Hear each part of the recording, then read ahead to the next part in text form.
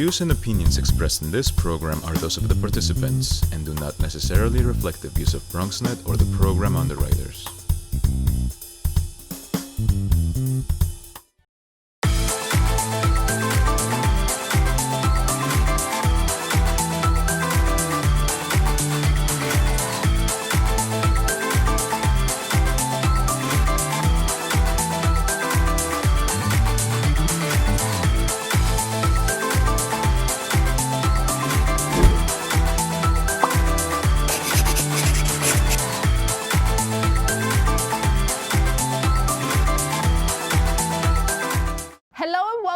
Bellas Fashionistas TV.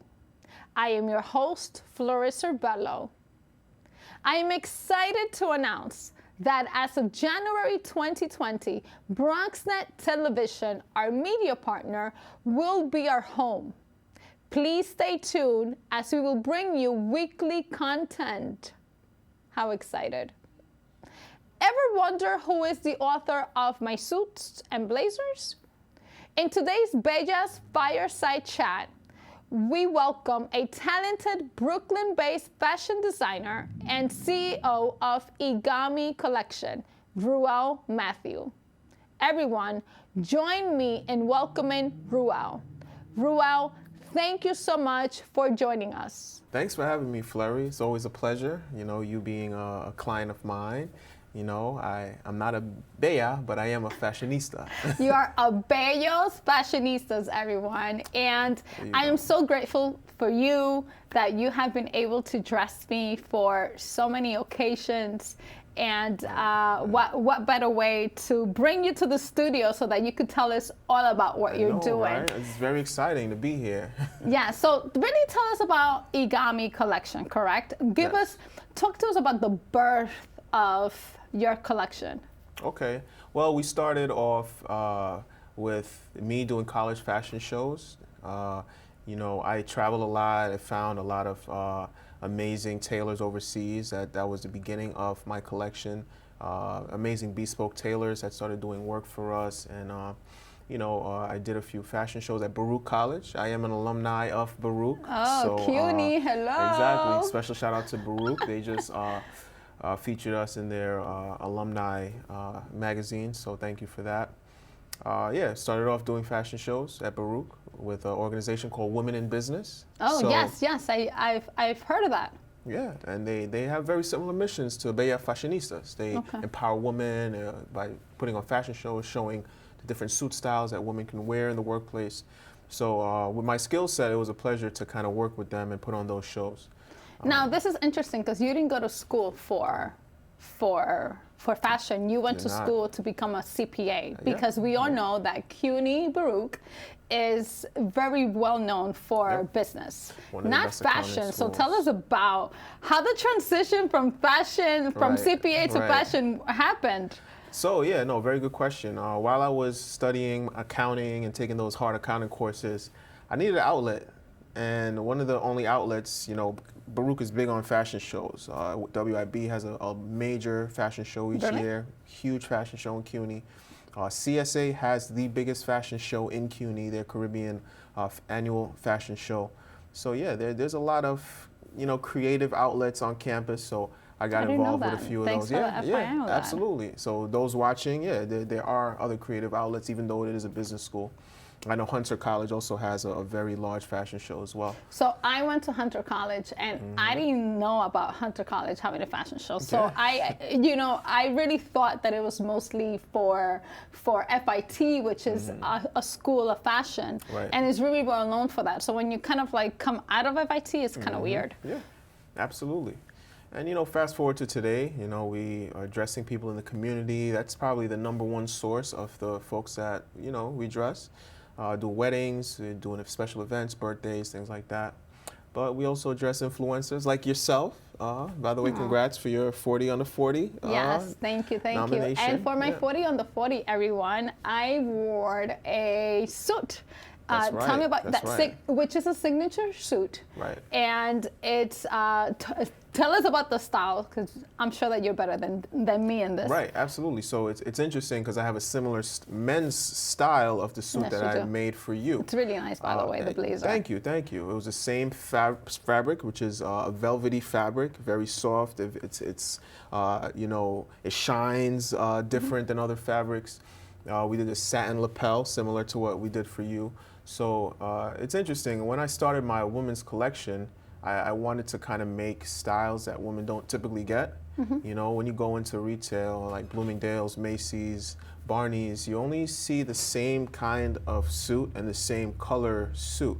So it was a cool thing to be able to create something, kind of the styles that, cool styles that men typically get, different lapel styles, different fabrics, and make that for women. So it was cool to dress you and give you that kind of feeling. Of course, make it cut in a feminine way, of course, and you know, you looked amazing in that suit.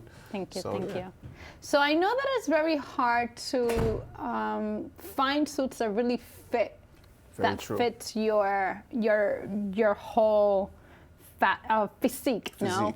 And I correct. think it's, for me per se, you know, I'm petite, I am tall, and you know, the first, you know, growing up and kind of like sensing what styles were what, and learning the different brands, I got to know that BCBG, by the way, it's the brand that really fits.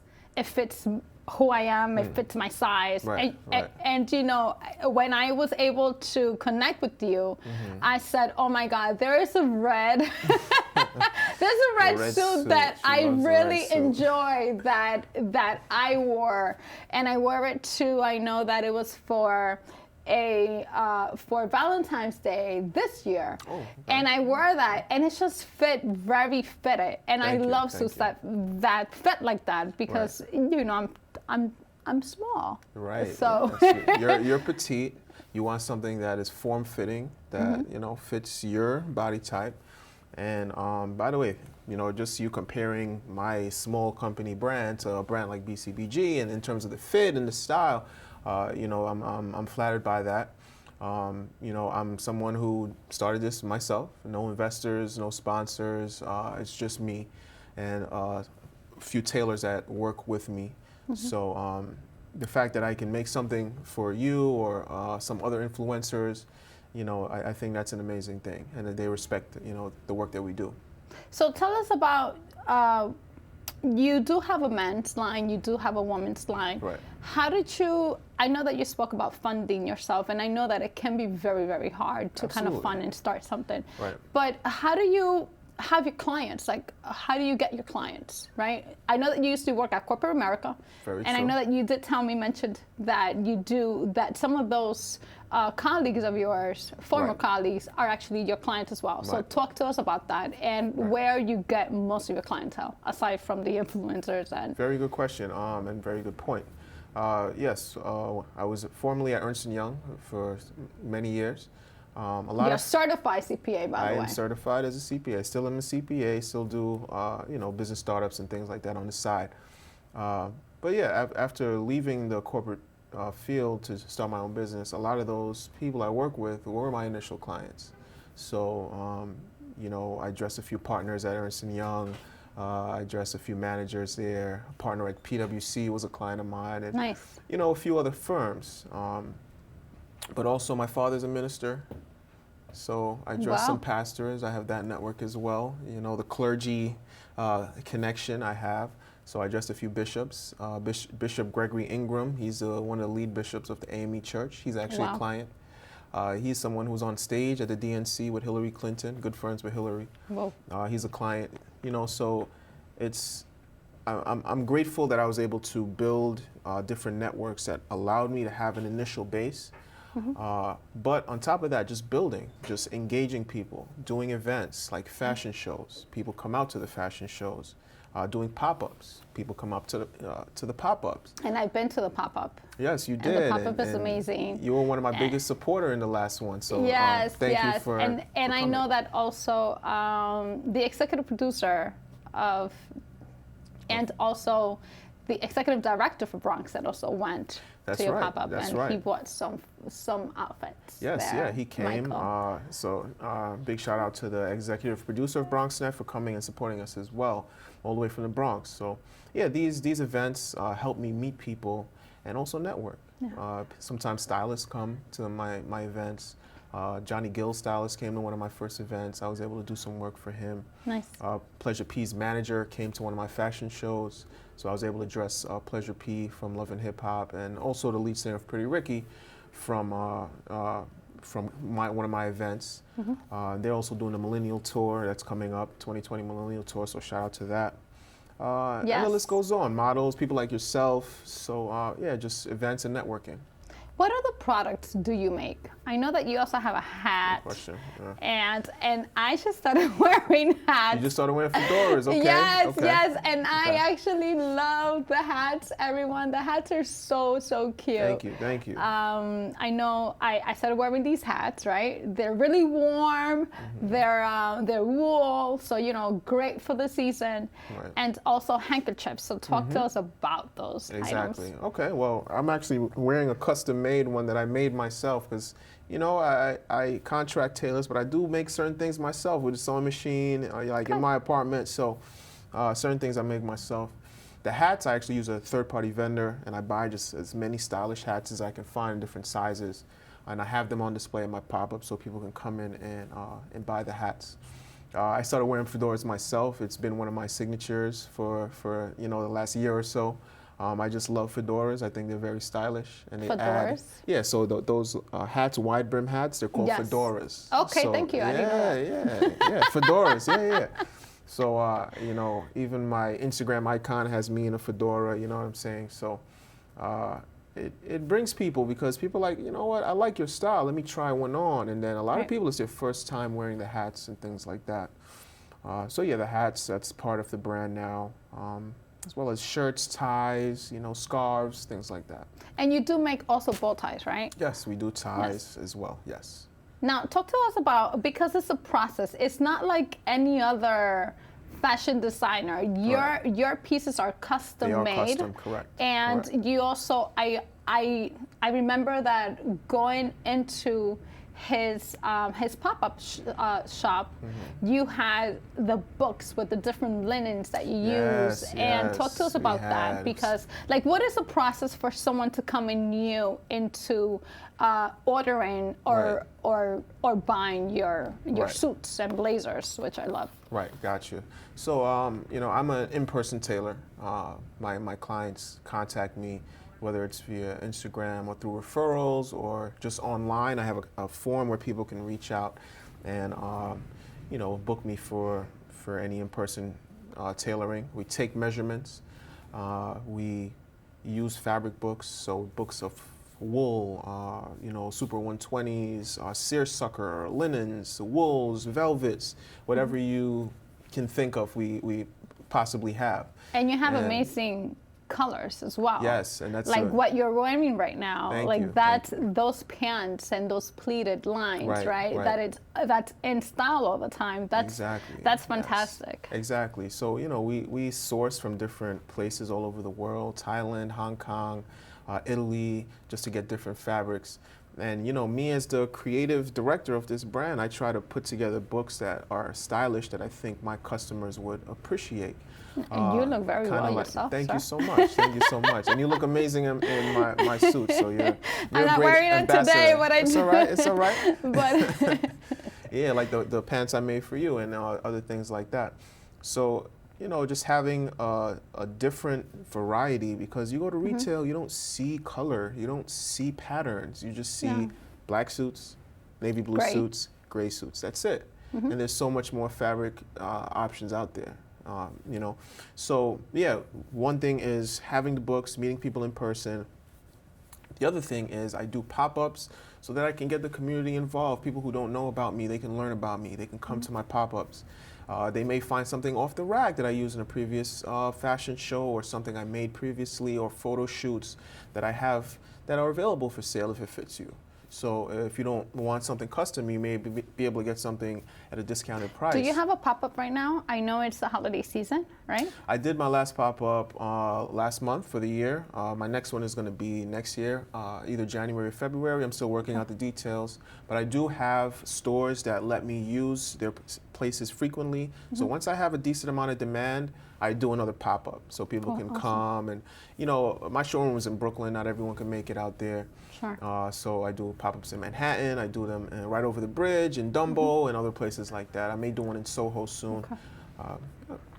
That is fantastic. And now so this is great. Now, what are some of the prices? Like, what is your price range for a suit, right? Let's say that we have someone that would like to contact you, and then you give us all that information soon.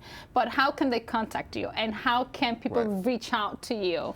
As far as going, because one of the things that it's incredible that you provide is that one-on-one.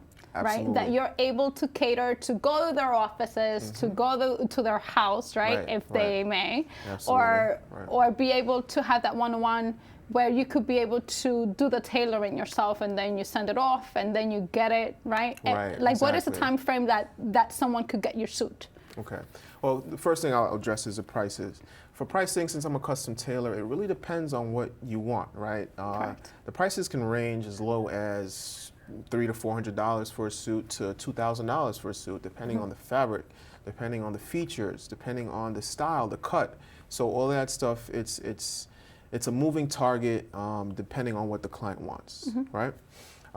In terms of turnaround, most of the things that I make, it can take anywhere from 2 to 3 weeks, because it is custom. We are making from scratch. Right. So I always tell my clients 2 to 3 weeks. Sometimes I just say 4 just to be safe, right?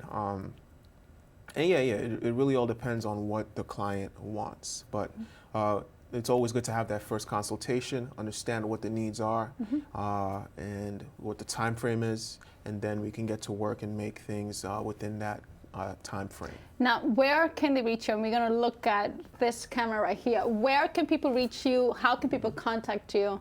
Perfect. Yeah, you can reach me on EGAMIcollection.com. That's my website. All the contact information is there. It links to our social media, our Instagram, our Facebook.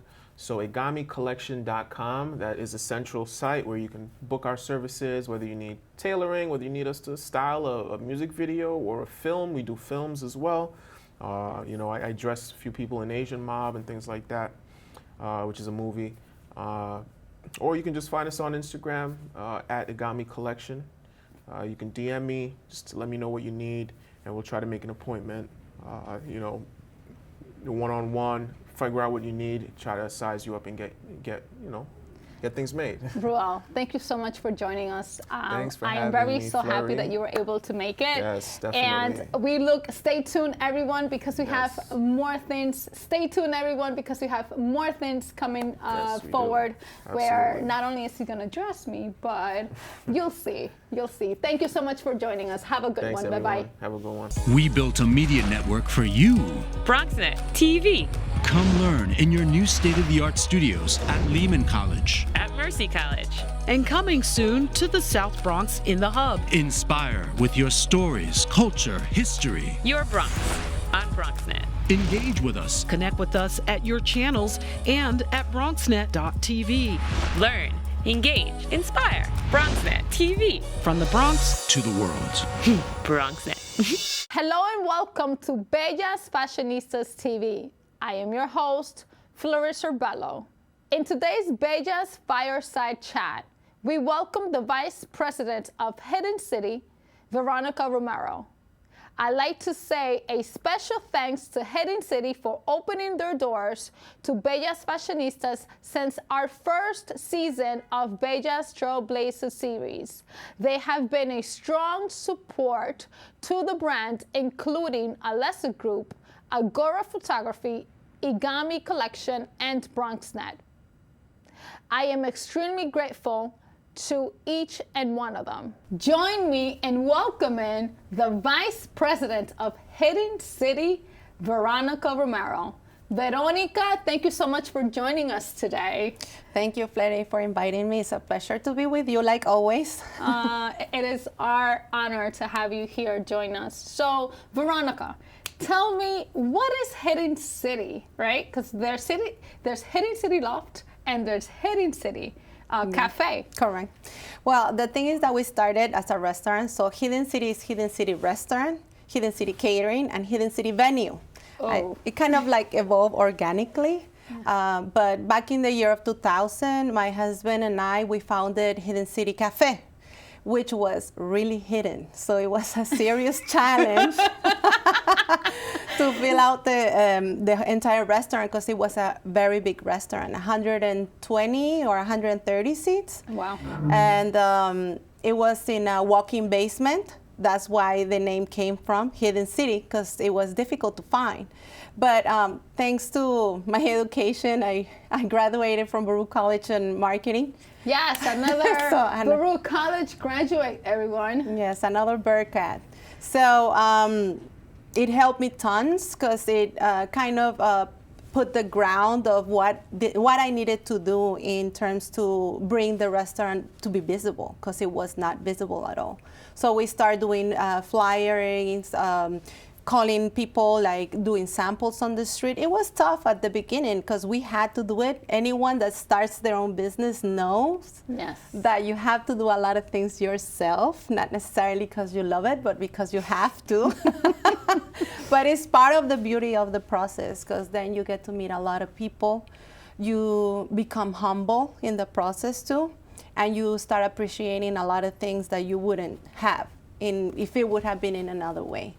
Mm-hmm. So that was the restaurant. Then in a couple of years, we opened up another one and on 23rd Street. And then after another couple of weeks, we opened up another one on Grand Central and Lexington, and then another one more. So there was a moment in we were having 5 locations. And as we were doing this, people started asking us and requesting catering. My husband was very reluctant towards that, but I was always telling him, honey, listen, we have to bring income in a different way. And if you're in a restaurant, you can only have a certain amount of people at a certain moment, right? Mm-hmm. But if you're doing catering, you can be present at different locations at the same time. So now that is interesting. I mean, here is a Latina, right, whose husband is also of Latino descent, having 4 businesses, 4 restaurants in New York City. That is incredible. And that's where the birth came of the catering service. So talk to us more about that.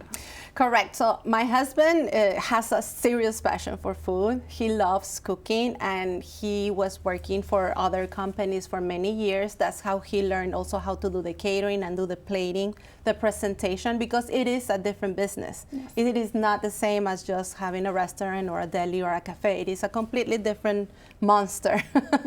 It has a different needs, different services, people, different customers, etc. So he was very used to do the production, but not necessarily getting the clients and moving that aspect of the business. So at the beginning, that's why he was hesitating. And I remember I told him I was confident because of my background. I'm Mexican, and back in Mexico, my father, Mexicana. My father used to have a clothing factory, so he was a Bello fashionista too. I think I never said that to you. I never told you that story. No, you did not tell me that. So he taught me how to go into sales, greet people, meet new clients, move around. And I had that already in my blood. And it was something that I always enjoy, because I'm always a very social person.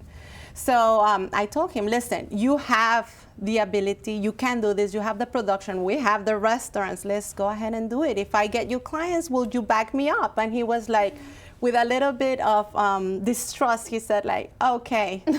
And you know, it started working. People started loving what we were doing. I was learning in the process.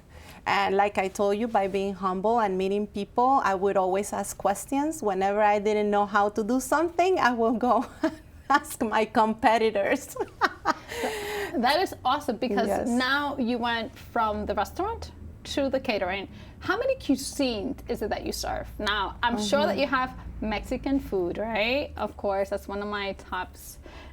Of course, taquitos, quesadillas, yes. and guacamole Tamales. can never be missing in our menu. But we really have everything from Hispanic, which is very now trending, to American food, hot and cold items, Asian, Greek, Italian, Mediterranean. We really are able to do all type of food because our clientele requires that. We have a lot of groups that are reoccurrent, and we cannot bore them because if they get bored, they're gonna switch. The caterers. So. And you have to be up to date, no? Yes. With your services. With the services and the trends, just like any other industry, the food has their own trends. Now you can see a lot of people are becoming vegetarian and vegan.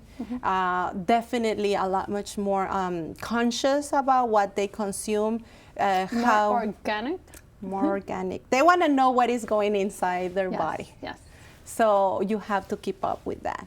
You can, just because you dislike something or something is hard for you because you didn't know about it, you're going to stay away from it. No, you have to engage and follow with that trend. Yes. Now, you not only service corporations, right? Who are your clients really? That's a nice question. So my sales team and we have put a catalog or categorized our clientele. So we have the ones that are corporate. So these are all for-profit companies, corporate America. We have a lot of clients like that, and these people are normally going to order from you on a regular basis. Smaller for meetings, personal meetings. Let's say they have a meeting in the morning, they're going to order breakfast, a lunch crew maybe runs between 6 people all the way to 35, 45. That's pretty much average when it comes to corporate. Sometimes they have receptions, or if they have a special event, they will order you for that as well, but it's going to be not something really repetitive. And you also provide your team, right? You do pass around hors d'oeuvres. Oh, yes. You also can provide DJs, and I know that you also provide floral arrangements, which is great. So that gives you the opportunity to provide a full event team. Totally. So just going back a little bit about the clients, then we have the other aspect, which is the non-for-profit and government agencies, and in there it goes sometimes some of the colleges and education and other organizations that are not necessarily looking for profit money. So that's a different type of client. These people, they are going to make events that are going to be more either educational, informative, or raising funds. So you also have to treat them differently. They have different needs.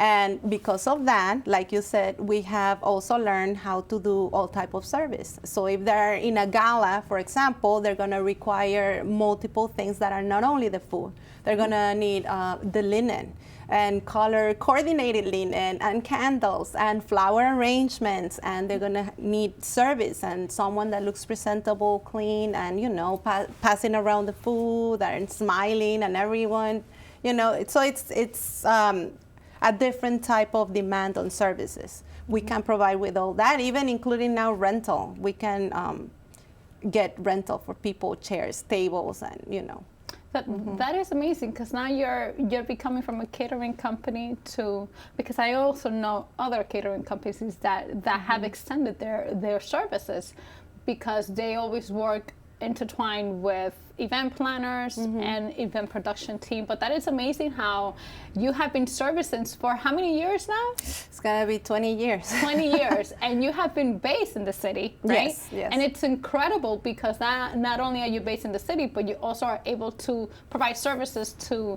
the nonprofit, the agencies, the corporations. Do you guys do any birthdays, any anniversaries? Yes, of course we do. That will be the last part of our clientele.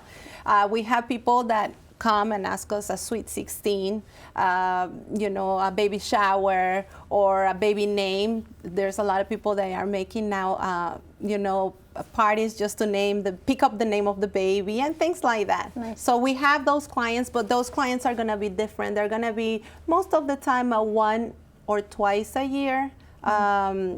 People that is going to be requesting for that, but nonetheless they're really important, because if they had a good experience with your services and your product, they will definitely recommend you to other people, family members or friends that they have, and that's how it keeps rolling. Mm-hmm. That is amazing. And talk to us about the rest of the services that you have. You do have a venue, which we have hosted our many interviews and part of season 1 were there at your venue, which is a beautiful venue that it's across the street from Baruch College. Talk to us about that venue also, because you are a Latina trailblazer. Thank you. Incredible. So we came to that idea is Erica, my partner in crime in the job. I remember we were having this event in Lower Manhattan, and we were really comfortable looking at the space, and it looked so simple because it wasn't a big space. It was something small that was holding about 80 people, and then she told me, like, why don't we just get our own space? I mean, we've been doing catering at different venues. We really know already how to do this. We just need to put it together. Right. And I was like, that doesn't sound like a bad idea. So it happened in a moment where we were closing one of the locations where our office happened to be at. That's amazing. And most of our storage for the catering and decoration was there. So since that is starting to happen, we needed to find a bigger place for us. We needed an office, we needed a storage place, but we also needed a space for us to sit down the clients that we already had. And we had this opportunity of going across the street. So really we moved, but we just moved across the street. So it was really simple. It was very convenient and really simple for us. And we were fortunate enough to find this beautiful space, which is Hidden City Loft. It's a space that is very exclusive. It has a beautiful tall ceiling, and it has these huge windows that they bring the natural light, and you can become part of New York City, because you experience that. I mean, you go inside Hidden City Loft and you don't want to leave the space, especially if it's a reception towards night. Nobody wants to go. That is very true, by the way. Mm-hmm. And I just love the scenery. I remember when we hosted all of these interviews at your venue, how beautiful it was. You're able to see Lexington Avenue, Baruch College, and I'm so grateful for you because you open your doors. And thank you so much for that, because that's how we are here today. But thank you. Sadly said, but we are here. We are here. Yes. No, thank you, Fleti, for it was fantastic. I remember that's how we met, because I was doing a catering and you were taking care of that event. And I remember I saw you and I told you we're going to work together, right? You remember that? And you looked at me like, what is this crazy woman talking about? And look at us, we're right here. One of the reasons that I love to work with you, and like you said, we open up the doors for Bellas Fashionistas, is because I truly feel that what you're doing has a lot of value. When I was young and it was a little girl, it was very hard to find any Latinas as a star or public, or that you could see them and you could follow them or see them as an example. Mm-hmm. But now we have Fleti, and we have a lot of people in the media that are there to show that we can do, that we're doing things right, mm-hmm. we're doing good things, mm-hmm. and that everybody's benefiting from that. Yeah, yeah. So, it's thank you also to you. No, I thank you because it has been a great working relationship, and I'm just grateful for you. and to God for this opportunity. But how can people reach out to you? Tell us. Where should they contact you? How can they be able to hire you for your catering service and also for the venue rental? Tell them. Sure. So we are located on 24th Street in Lexington, and you can reach us out via email, or our website is www.hiddencitynyc.com. You can find us in Instagram. It's Hidden City New York, and Facebook too. We're in Facebook, or you can always give us a call, 212-979-6161. That's like the old way to do things, but it's very effective still. Yeah. So, or you can just walk to one of our premises. Yeah. We currently have only 2 locations open to the public. We're still uncertain if we want to continue opening more or not. But I guess that's something that my husband and I, we have to sit down and decide what is it that we're going to do. To be continued, everyone. And thank you so much for Yes. joining us. I am so grateful for you and your husband and your family for opening your doors to Bella Fashionistas. Thank you. Thank you, Fletty. Yeah. Thank you. Thank you so much for joining us. We look forward to seeing you on our next Fireside Chat interview, and please join us for our upcoming interviews in 2020, January. Thank you so much. Have a great one.